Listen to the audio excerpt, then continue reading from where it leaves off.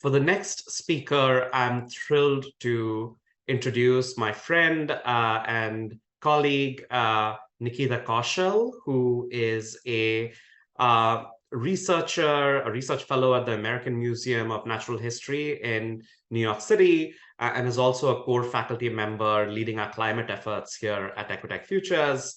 Nikita is a trained geologist and climate researcher, and she uses biogeochemical tools and large data sets analysis to improve projections on climate and carbon cycles and develop mitigation strategies.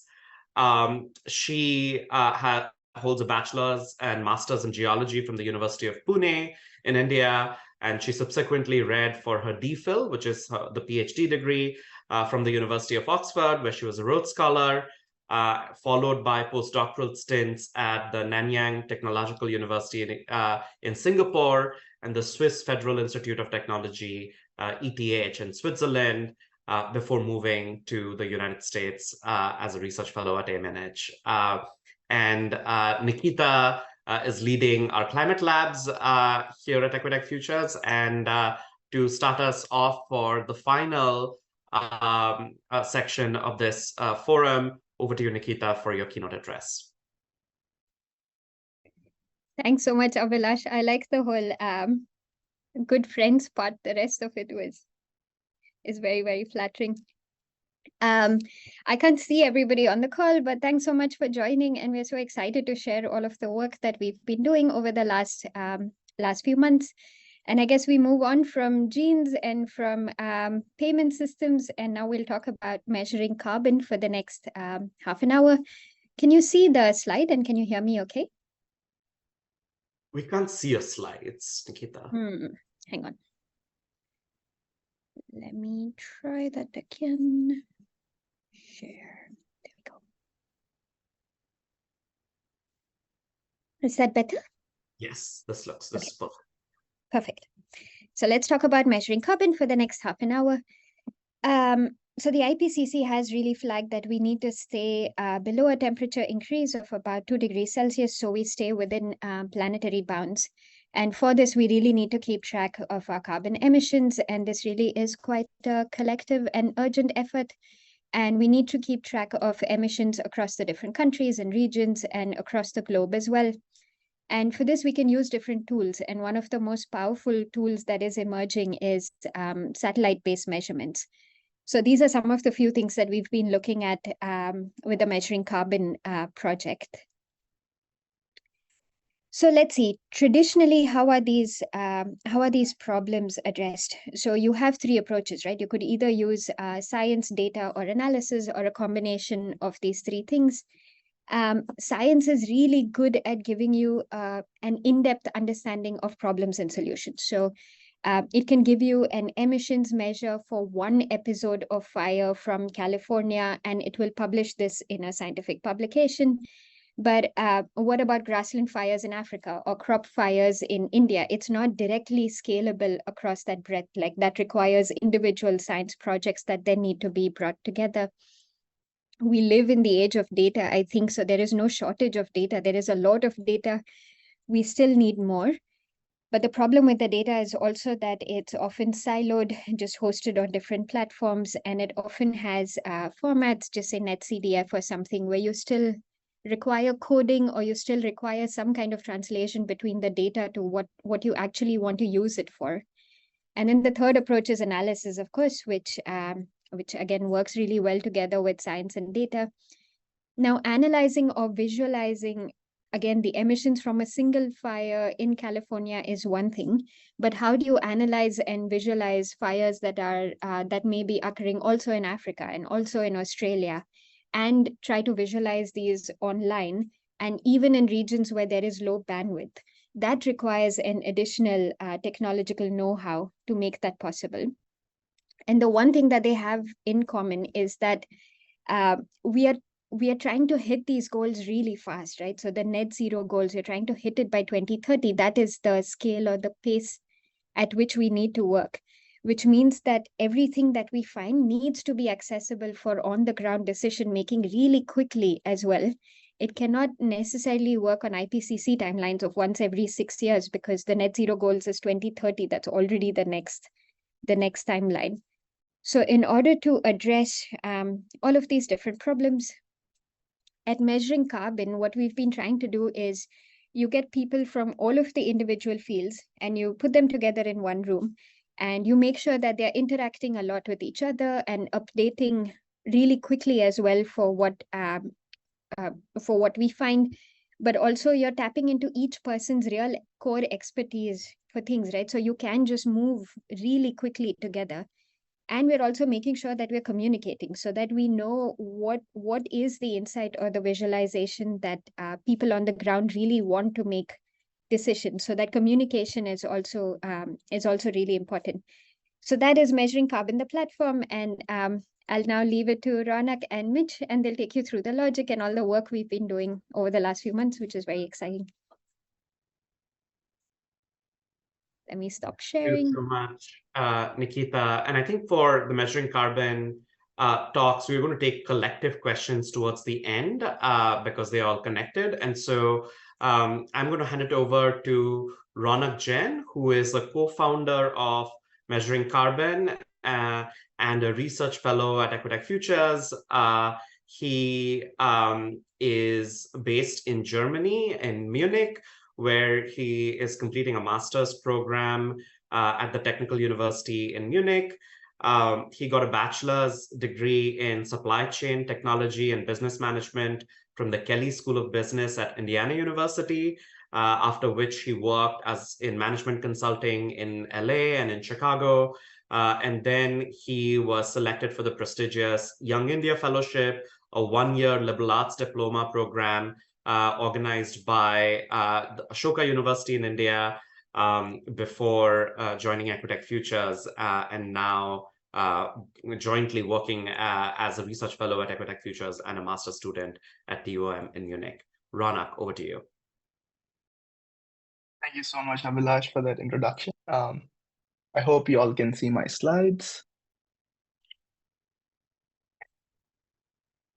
So basically, I want to build on what Nikita talked about, and thank you, Nikita, for setting us up so well to talk about what the climate challenge is today, right? So before I get into the climate challenge, thank you again for the whole Equitech team to making this event possible, and also giving me the opportunity to come and talk to all of you today. I really appreciate it. So what is the climate challenge we face today? One of the most pronoun buzzwords is the 1.5 degree threshold, right? So this 1.5 degrees actually comes from the 2015 Paris Climate Accords, where the world collectively decided that we want to limit global warming to 1.5 degrees Celsius. But what does that 1.5 degrees mean, right? So this is a very good visualization by Ed Hawkins, which shows how the average temperature of the surface temperature has been changing since 1850. And you can see that over time, we're going from the 0 towards this 1.5, right? Even in this visualization might not be easy to see, but I can see from 1850 till today, the average global temperature is going away from that 0 degree and coming closer to this 1.5 degree. And it's very important that we keep below this threshold, as once we cross this threshold, the effects of climate change will become more permanent and more irreversible. That means more extreme climate events, which will eventually lead to issues with crops, which will eventually lead to issues with just feeding people, right? So the consequences are very dire, and they will cascade and accelerate over time. So it's very important that we keep the temperature below 1.5 degrees Celsius. Another way to look at this is how there's been a buildup of greenhouse gases in the atmosphere. This is again a very good visualization by Ed Hawkins, where you can see the concentration of CO2 in the atmosphere in particles per million. And again, from the 1960s till today, you can see the concentration is increasing, right? And another way to explain this is looking at how this happens. So every year we release a lot of CO2, of GHG into the air by using coal, oil, gas, and other human activities. At the same time, the lands and ocean and trees and forests also help bring some of the CO2 down. But as our human activity has increased, the amount of CO2 and other GHGs released has been higher than the amount the earth and nature can bring down. leading to an imbalance and eventual annual increase of CO2 and other GHG gases. And this is leading to the changing climate across the planet. And this, when you bring those two things together, you get this, right? So these are the pathways we have to limiting climate change and avoiding the worst case scenarios. So on the left, you have how much GHG is released. So a gigaton being 1 billion tons of GHG. And here is where we are today, right? So on average, every year for the last 10 years, we've been releasing about 50 gigatons into the atmosphere.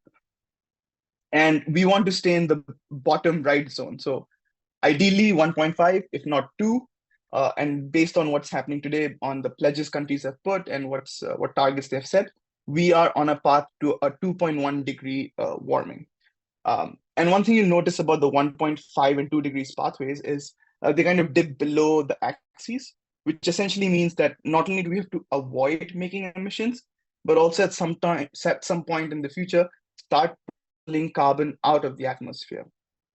And that's going to be very challenging because the amount is in like billions of tons, right?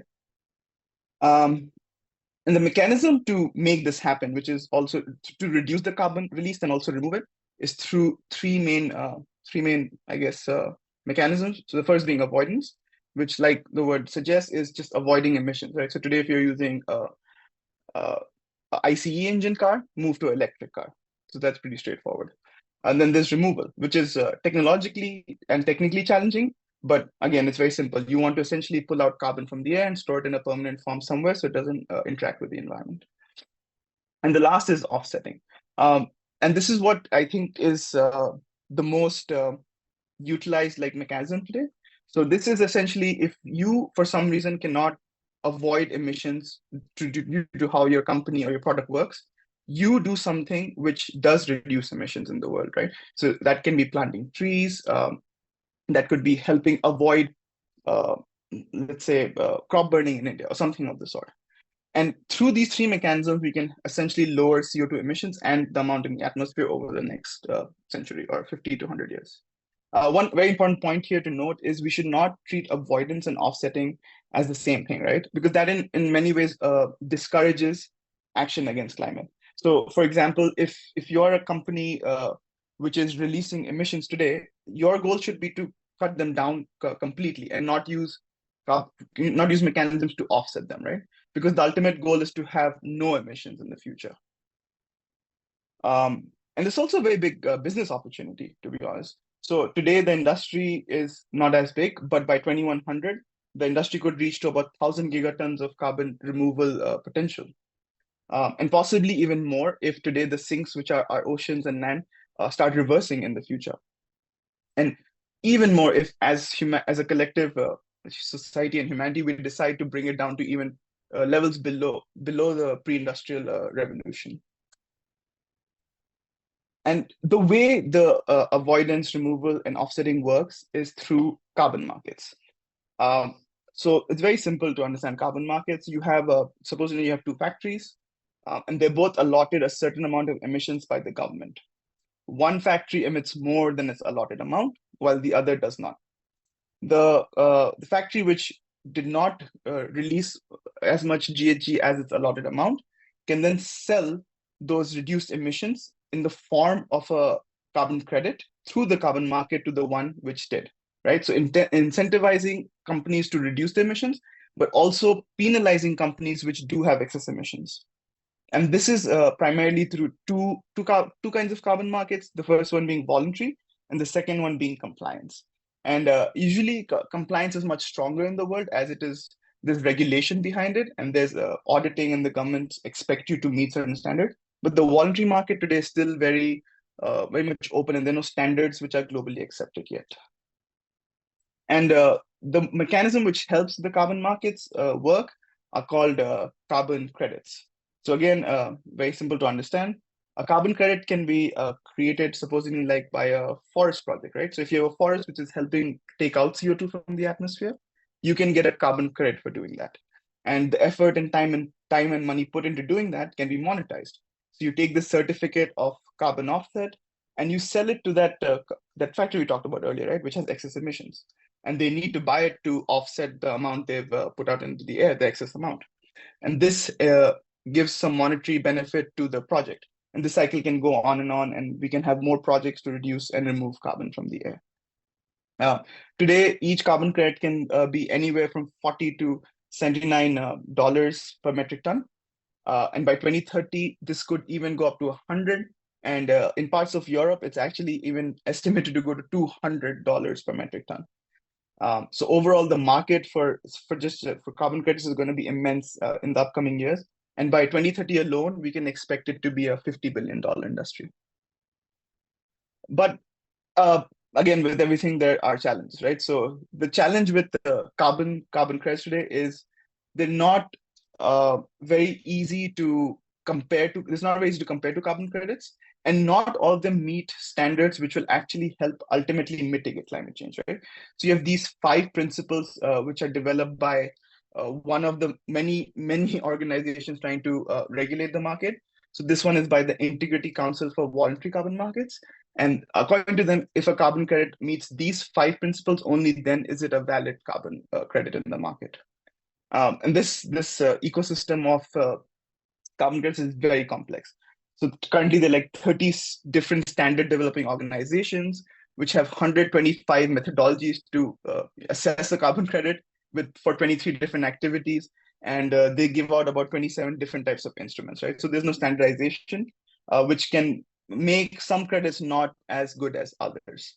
And I think this is where primarily measuring carbon is going to come in, right? So the question we're going to start with is how do we bring higher monitoring, reporting, and verification to these carbon credits? So if you have any questions about anything I've talked about, keep them ready. Once Mitch talks, I will take them. And yeah, thank you so much. I hope you enjoyed my presentation. I'll hand it over to Mitch now. Thank you so much, Ronak. I am excited to introduce Mitchell Odili, who's also a co-founder of Measuring Carbon and is a research fellow at Equitech Futures based in Nairobi in Kenya. Mitchell has a bachelor's degree in Actuarial Science from Jomo Kenyatta University of Agriculture and Technology from Nairobi. And he's also a recipient of the Co-operative Bank of Kenya Scholarship. And beyond his role at Equitech Futures, or before his role at Equitech Futures, he served as a logistics and project manager for the launch of the Kira EV SMAC, which was East Africa's first hybrid electric vehicle. He's also a chapter lead for Omadena Kenya, an organization that promotes real-world AI through open source projects and education. Mitchell, thank you so much for joining us, and over to you. Thank you very much, Abhilash. Can you guys see my screen? Excellent work. So both Nikita and Ronak have presented an excellent foundational understanding of why it is important to measure carbon and what nations are seeking to achieve with their climate commitments in the Paris Climate Agreement. Right? So I'll take the next 10 minutes or so to speak about a different climate scenario and the efforts we are seeking to support scientists, policymakers, those who manage financial risk, essentially climate risk managers, and economists as well, as they model their different socioeconomic pathways. And before I do that, I'll raise your scenario, right? According to the latest assessment by the IPCC, they say that from the beginning of 2022, that the world could emit 320 billion tons of CO2, with a 67% chance of staying below the 1.5 degree limit, right? Current emission trends keep annual emissions at around 40 billion tons a year. Effectively, what they said is, as of 2022, we have about 8 years of carbon budget left under the current production levels if we are to honor the Paris Climate Agreements, right? You had Nikita say by 2030, essentially 8 years from 2022. Well, this particular budget is actually probabilistic, right? We're saying with a 2/3 chance of success, that's with a 1/3 chance of failure. Those are not great odds, if you ask, right? Especially one of the biggest challenges that we face at the approaching of tipping points, right? These are effectively tail risk events. These are significant events, which if they occur, they can have a significant impact on world economies. And these particular tipping points were not modeled into the initial IPCC estimates. So engage me for a minute. Let me walk you through an example of a thing that would happen. Let's take, for instance, because of the global warming, if we had melting of the ice lands along Greece, right? There are three things effectively that would happen. First, we'd have the loss of the, what they call the albedo effect. Effectively, the white ice sheets that reflect part of the sun's rays back into space would be gone. So it means the Earth would be receiving a lot more heat, you'd have more water vapor, and effectively we'd have more global warming. Secondly, what could also happen would be, because of this melted ice, the sea level rise within the Atlantic would increase. That could result into involuntary mass migration of those who are living along the coastlines of the Atlantic, right? And the effects of involuntary mass migration will have to be factored into the loss function by those who are developing the socio-economic pathways. A third thing that would happen as well, when you're introducing fresh water into the Atlantic, you're effectively affecting the salinity of the ocean. That's affecting how the ocean currents actually develop, affecting air pressure, and this would affect the creation of the monsoon winds, affecting Africa down south. Imagine what would happen if the monsoon winds were actually to move 5 degrees north or 5 degrees south to those individuals who are living within West Africa. Essentially, you get what I'm trying to say, that if these particular events actually happen, they can influence one another. And it could be a cascading into a situation that's highly unmanageable, right? And the current models we have are based on bottom-up estimates. So what we seek to provide is to support this kind of efforts that are currently done with actual measurements of CO2 using satellite data.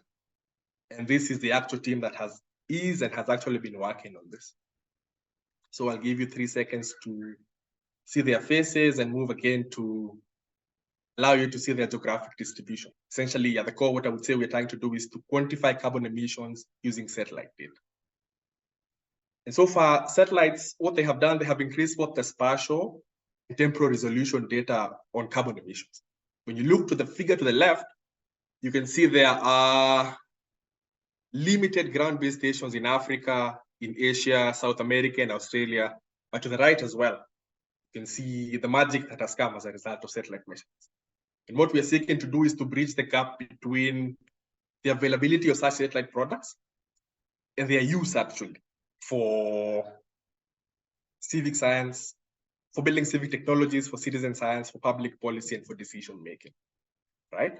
Because initially, when you get the satellite products from agencies like NASA, they're in this particular format, the format that requires some level of technical know-how for you to be able to access and use.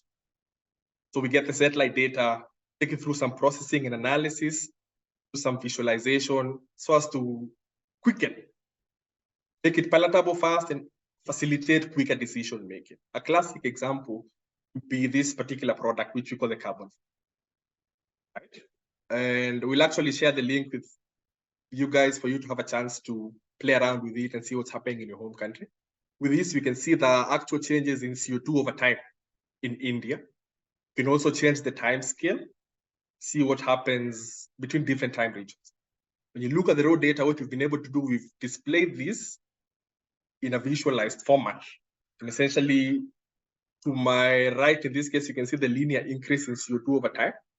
We've also modeled the seasonal effects.